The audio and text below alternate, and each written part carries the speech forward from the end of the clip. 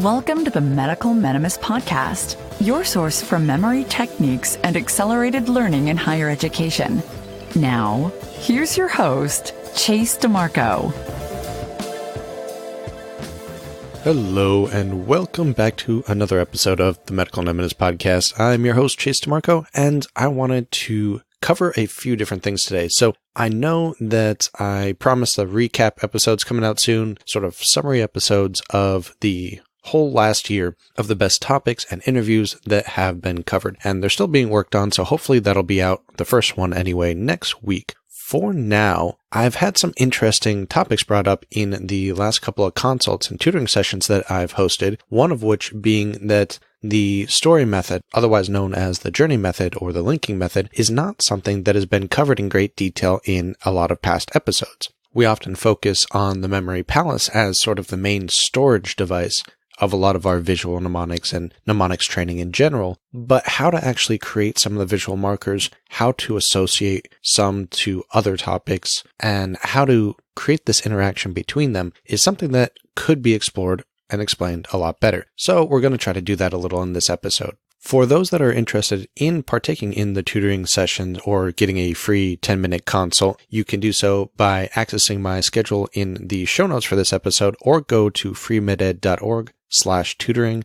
That's freemeded.org/tutoring, and you can schedule a 10-minute free consult just to kind of discuss where you might want to go with your studies and if we would even be a good fit. Or you can go straight to a 30 or 60-minute tutoring session where we can just get into it and go over your points of interest and how we can potentially improve on those for your studies. So the journey method or the story method is basically a way to create a dynamic image set or a graphic depiction of something that's going on, either a process or associating certain topics to other topics, or really just a way to chunk information together. This was discussed a little bit back in episode 3 with Nelson Dellis, where he kind of gave an explanation of a journey method for remembering the presidents in sequential order. And episode 33 and 35 with Dr. Lev Goldentouch also went over his depiction of this, not so much focusing on the story itself, but how he uses an anchor marker, which is basically the main concept, and then linking markers, which are other visuals that you can link to that main topic.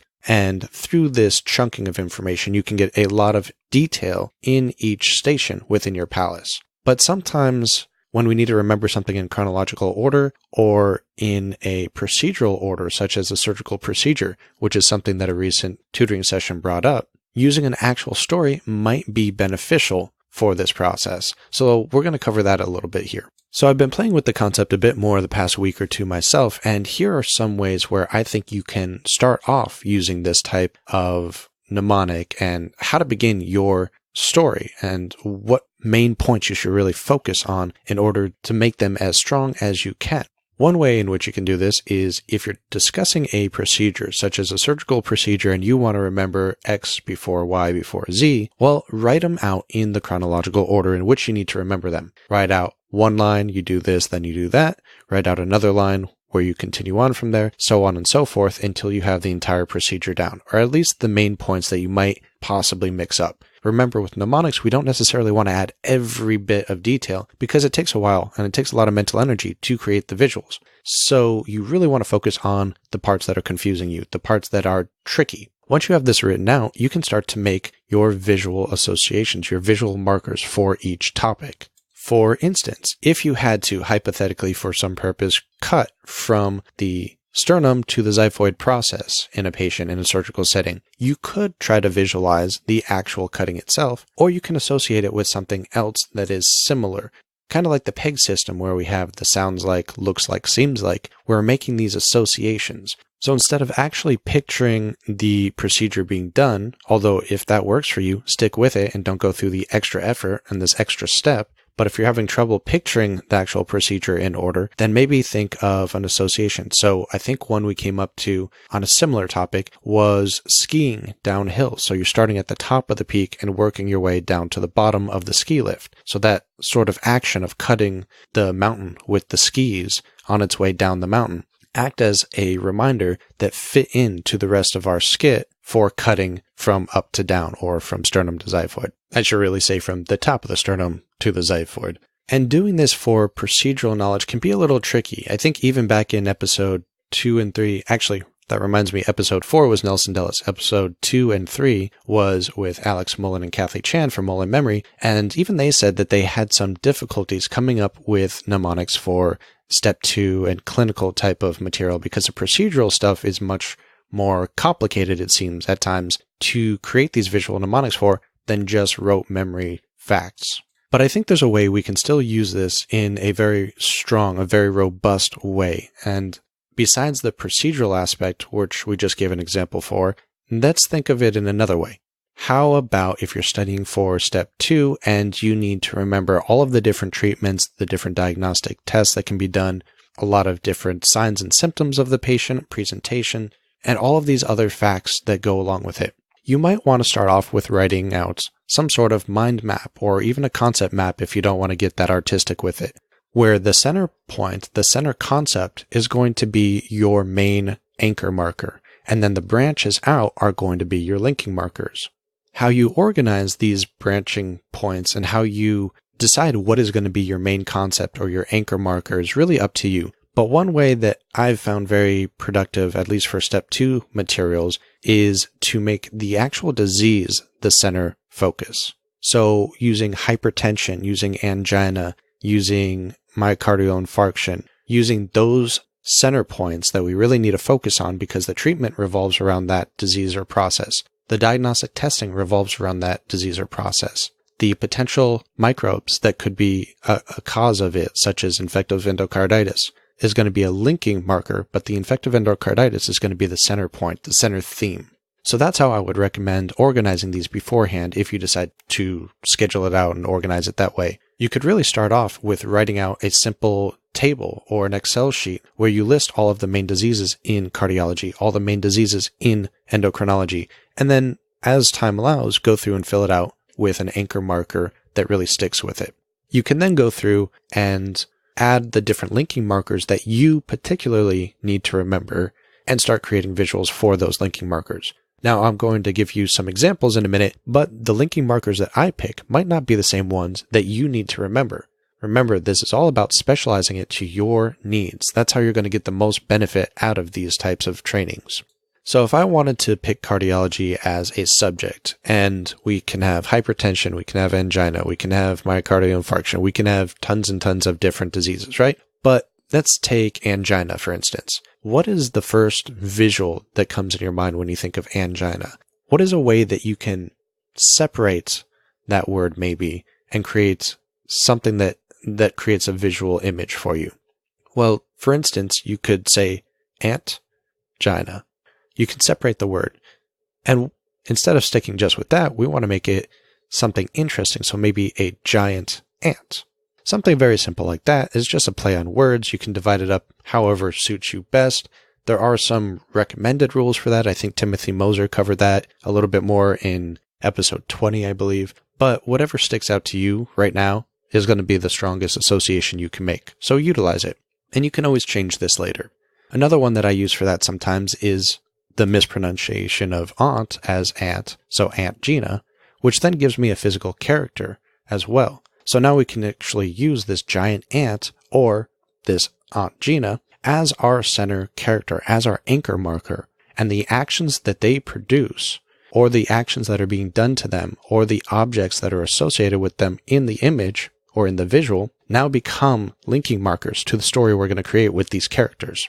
So I actually pulled up a few very, very basic examples, well, at least the first one is here, from my old notes, and I still go through these sometimes and create visual mnemonics for them just to practice, really, because it's really difficult to associate some of these terms and concepts with medicine. If you've listened to any other medical mnemonics type material, you'll know how difficult it is, and a lot of students want to learn really the step-by-step process. So here's a process that I use anyway. I'll start with using a cue bank or something. And granted, this is going to be more towards your dedicated step 1 or your step 2 study prep, where you're really focusing on these cue banks. But you can do it before that, or you can also, if you're earlier on in your education, utilize this for the material that you're probably going to cover in class. Either way, material that you get incorrect, at least for me, I try to add it to an Anki flashcard deck.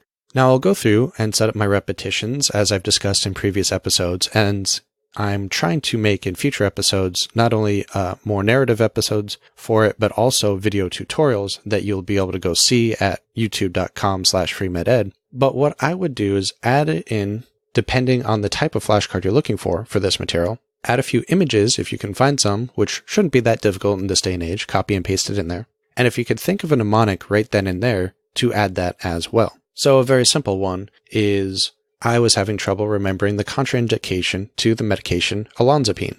Well, the contraindication ends up being weight gain in bulimia. So the association here is this drug, olanzapine, with weight gain. What can I use just as a quick visual? This isn't going into the full story method yet, just to make a visual marker for this topic. Well, olanzapine can sound like many things, and for some reason my mind went straight to Alanzi, which is something that anyone that's a Doctor Who fan might remember David Tennant yelling in a few different episodes. So these are, of course, going to be personal to me, as yours should be to you. I do a lot of sci-fi and movie references, a lot of music references in mine as well. So I picture Doctor Who yelling LNZ like he does in the show, and then runs into a giant adipose, which this isn't just a general adipose cell. There are actual characters in the show during his that are cute little squishy, walking around, eyes talking, or making noises anyway, adipose creatures. So he's running into a giant one of these. Completely ridiculous, right? But that's the point. It's supposed to be ridiculous. It's supposed to be visual and personal to you. It's supposed to stand out. That is an image that will stick in my head pretty well. And now I know olanzapine running into a fat cell. Well, okay, there's some association there between olanzapine and fat, or olanzapine and weight gain. So now I have a visual marker that I can place somewhere. And I can use this visual marker and continue with the story later on if there's more I need to attach to it, such as other side effects of the drug or other contraindications that might arise as information is updated. Or I can just use this visual marker and place it somewhere in my memory palace. Okay, so let's continue on a little bit more with the story method in particular.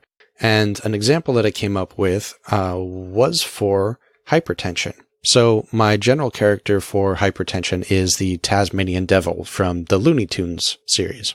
And why is that? Well, just in my mind, the first thing that came to mind when I heard hyper was a Tasmanian Devil, spinning around in circles, really hyped up, and he happens to be wearing suspenders. Suspenders adding tension to pants that he's wearing, hypertension. There we go, we have a character. Yours is probably going to be very different. Use whatever comes to your mind when you think of hypertension. But if you have some sort of character as opposed to an inanimate object, or if you can turn an object into an animated character, then you have a lot more ability with the actions they perform throughout the story. So again, I don't know what the actual QBank question was, but the principle I took away from it that I wanted to really solidify was I asked myself, what may diuretics exacerbate in a patient with hypertension and low renin levels? Now, if you already know the answer, you don't need to worry about this mnemonic. You already have it in your mind. Don't go through extra work. Don't recreate them if you already have the material in your head. If you're asking yourself, what the hell is he talking about? This is indicative of primary hyperaldosteronism, and diuretics is bad because it can cause hypokalemia in these patients. So this one's going to be a bit complicated. We have a lot of facts that we need to be concerned about. We have hypertension, which should be a character, in my opinion, should be a anchor marker. We have the low renin levels, which should be a linking marker. We have primary hyperaldosteronism, which can be difficult when we're talking about the endocrine disorders because we often have primary, secondary, tertiary that we need to differentiate. But we also have hyper and hypo of a lot of these hormone levels that we need to differentiate. So aldosterone is going to be my main character, my anchor marker. And then I'm going to need a linking marker to associate hyper or hypo, and then another one to indicate if it's primary or secondary, etc. And in this particular question, just to make it a little more complicated, we want to associate it with the fact that diuretics, the treatment in hypertension, is going to be the cause of something bad. And in this case, it's going to be the cause of hypokalemia. So we have two more linking markers there to associate with this primary anchor marker of hypertension, but we also kind of have this secondary anchor marker of aldosterone. So this is how I approached it. The Tasmanian Devil has a box of raisins in his hand, raisins being my linking marker for renin, just because they sound kind of similar. For some reason, that's what popped in my mind. And it's almost empty, so it indicates that low renin with hypertension. Now we have that association as a bundle. This sends him into a frenzy, and he collides with Al Bundy, which is a character from Married with Children that for some reason I use for aldosterone. Never mind what I use and why. You're going to want to pick your own markers. I want to really emphasize the association between the markers in this example. So he collides with Al Bundy, who's running up a staircase, and he has a Power Thirst can in his hand. Some of you might have seen the parody YouTube videos of Power Thirst. It's a fake energy drink. Al falls down, squishing 2 bags of urine that are around his ankles, and lands on a browned banana peel. Okay, so this sounds really weird. So what I'm doing here is I have the initial association of the Tasmanian devil with his box of raisins that's almost empty, so low renin, low amount of raisins, and then sends him into a frenzy. He collides with the secondary character, which in this case is aldosterone, because here we have 2 diseases. This is a little tricky, little complicated first example, but try to follow with me here. And he's running up a staircase. So here I get Al Bundy plus stairs, or aldosterone. So it's kind of reinforcing that Al Bundy and aldosterone connection there. You can use reinforcing linking markers such as that too, to make sure that if you have one initially that's a little maybe weak or a little complicated, that the secondary marker, in this case the staircase, reminds me that Al going upstairs is aldosterone. And the reason he's holding a Power Thirst can is because it's an energy drink. What does that do? It makes you hyper. So it's hyperaldosterone. And if it was secondary hyperaldosterone, then I would have a different mark. I would give him 2 cans or a 2 liter of this Power Thirst fake energy drink. Instead, he's just holding 1 can in this scene. So I can visualize this scene, this kind of animated cartoony scene, and I have all these different markers associating with each other. And then he falls down, squishing 2 bags of urine around his ankles, kind of like catheter urine bags, collection bags that you'll see around patients' ankles. And it's 2 bags because it's di-urine or diuretic. So kind of a play on words there, the 2 bags being di and then uretic. And then lands on a brown banana peel. Why is it brown? Well, the banana reminds me of potassium, which is kalemia, and it's brown, so it's degraded, it's lower than its normal state, it's hypo. So we have a brown banana being hypokalemic. So now if you can picture a scene as crazy as that, if you can create something similar to that, you now have probably, what did we cover, 8, 9 different topics within this really brief scene. It takes a long time for me to say the scene, but you could picture this in a fraction of a second in your head. And this is where the power of these techniques come. And this is a story method because we're creating a story of the Tasmanian devil with his raisins, and then he gets mad and he hits Al Bundy, who falls on the stairs, bursts, a bag of urine, and there's a banana peel there, or he slips on a banana peel. However you want to organize it. The point is all the linking markers are associated with their main markers or their anchor markers, and the 2 anchor markers are connecting with each other. So this is connecting the 2 disease processes in this type of complex question. Now you can also place this story somewhere within your memory palace if you already have one created for one of these topics. You can place it in the endocrine section, or you can place it in the cardiology section, or both. It's really up to how you want to design it. The point being, you now have a lot of actions going on here, a lot of associations that are going to be important to remember for exams. And I don't know about you, but cardiology and endocrinology were always pretty complicated for me. So any assistance on remembering all the minutiae and the different heart murmurs and the different directions that hormone levels go is going to be very, very beneficial. I'm not going to go over another example because it just takes too long to explain these in this type of format, in this audio format, without showing any visuals or anything. But there's another question that I wanted to bring up, just another design concept that you might want to be aware of. A lot of times for especially step 1 material, but sometimes in step 2 material, you'll run into a lot of categories of either processes or categories of different diseases or reasons behind a disease. For instance, causes of hypertension. You have renal disease, renal vascular, or renal parenchymal disease, renal vascular disease, aldosterone levels, pheochromocytoma, Cushing's, hypothyroidism, parahypothyroidism, can also do it, coarctation of the aorta. There's a bunch of different side categories that you might want to associate with this main disease. In this case, the question was on resistant hypertension. What are things we're worried about if the patient's already on 3 medications and they still have hypertension? Well, it's probably going to be one of these categories. So we can reuse our Tasmanian devil for hypertension as the main anchor marker, but now we have all these diseases. Now we have all these other anchor markers too. So kind of the scene that I had is I grouped them into 3 different subgroups that make sense to me, mainly arterial causes, renal causes, and endocrine or tumor causes. And then I had him fending off these 3 groups, which each disease in each group had its own anchor marker. So basically it looks like a cartoon scene where 3 groups are attacking the Tasmanian devil and he's fending them off. He's resistant to them. So this is just another way in which you can organize material and things to be aware of. And with medicine, it's infinitely complex. So a lot of times anyone studying languages or studying memory championship type of topics will not go into this sort of depth or might not have the right tools for this type of material. Mnemonics are very tool-based. There's a ton out there we can use and alter to suit our needs, and the hardest part is finding how to use it for this material.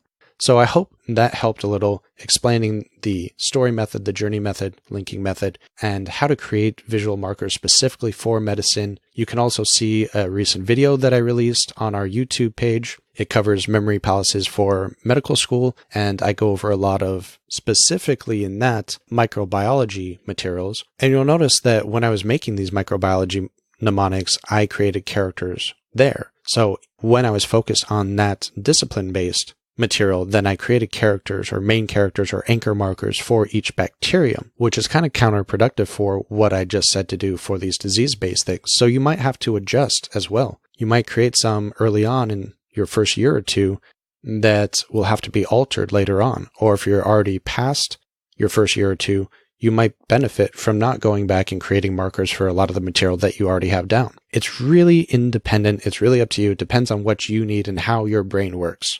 But if you would like personal tutoring on these types of topics, see where some of your weaknesses might be, not just for mnemonics, but for study efficiency, for test-taking skills. We cover a lot of the material in our tutoring sessions from the book, Read This Before Medical School, including our MedEdge method. So all of those can be reached, again, by hitting the link in the show notes or going to freemeded.org/tutoring. It's freemeded.org/tutoring. And they're very, very reasonable prices. I think I have it set at basically $1 a minute right now. So you can get an hour for 60 minutes versus most of the tutoring out there I think I've seen is about $300, $350 an hour. So I hope to see you there. And either way, we will have some really good recap episodes coming out over the next few weeks. And interspersed will be a few more interviews that I have planned.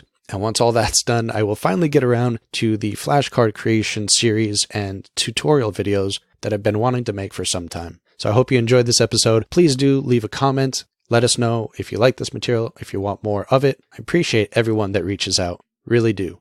I'll see you next week. We hope you enjoyed this episode. For links to connect to us, email us, or for previous episodes, please see the show notes. We'd also love to hear from you, so please send an email or join us on the Medical Mnemonist Mastermind Facebook group. Any ideas, tips, tricks, people that you'd like to hear interviewed, we'd love to hear it. Any advice to make the show better and more enjoyable would be greatly appreciated.